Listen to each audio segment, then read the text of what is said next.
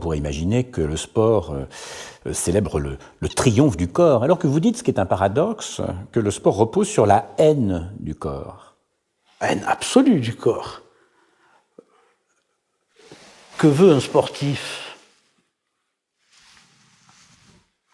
C'est Tom Simpson que nous voyons, qui a poussé la haine du corps, de son propre corps jusqu'au trépas. Non mais que veut un sportif? Qu'est-ce que le corps pour un sportif? Alors, c'est la matière première. Bon, sauf que cette matière première, ce qui gêne beaucoup le sportif, elle est comme Descartes, comme le dit Descartes. Descartes, c'est pas le dualisme du corps et de l'âme, mais c'est le mélange du corps et de l'âme. Donc cette matière première, elle est mélangée avec une substance dont il faut absolument se débarrasser, une substance sans doute rétive, rétive à la fabrication, l'usinage, la fabrication du corps comme machine à performance et machine à gagner. Alors, j'ai pris cette comparaison avec Descartes, mais on peut aussi le voir autrement. On peut dire, nous avons un corps qui est notre corps spontané. Alors, ça ne veut pas dire notre corps authentique. Notre corps spontané, qui est un corps faible. Et ce corps faible doit être détruit pour devenir un sportif.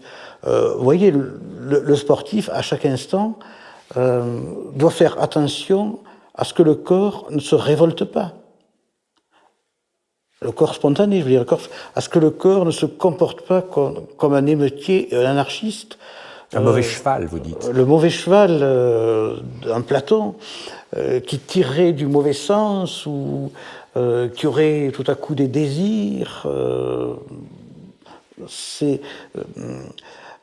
Et ce qu'il s'agit de fabriquer, c'est, je reprends une formule à Jean-François Lyotard, à qui je rends hommage là à l'instant même, c'est le corps maître. Le corps maître, alors qu'est-ce que ça veut dire maître? Bon, c'est-à-dire maîtrise, entièrement maîtrisé. Dominateur. Mais voilà, aussi dominateur.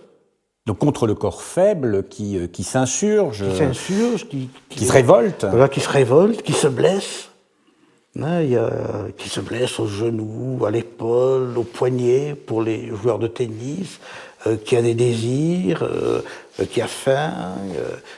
Regardez cette image. Voilà. Cette image terrifiante de ces corps qui souffrent. Là, on voit le corps faible dominé, maîtrisé par le corps maître. Oui. Et donc cette entreprise de domestication, cette entreprise de maîtrise, c'est un processus à l'œuvre dans l'activité sportive. C'est le cœur de l'activité sportive.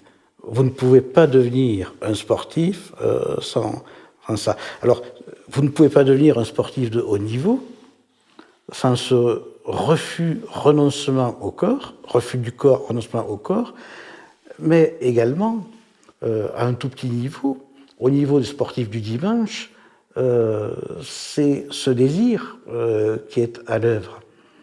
Se construire un corps qui soit un corps maître. Et dans cette affaire, je crois que nous avons peur de nos corps. Alors c'est une peur différente de celle que l'on rencontre. Je suis un grand lecteur de Thérèse d'Avila, donc c'est très intéressant de croiser le rapport au corps de la mystique et du sport. C'est quelque chose qu'on ne fait pas assez souvent. C'est assez proche, paradoxalement. Quand on lit l'autobiographie merveilleuse de Sainte Thérèse d'Avila, dans ce livre, il est essentiellement question de son corps et de son âme. Même surtout de son corps. Bon.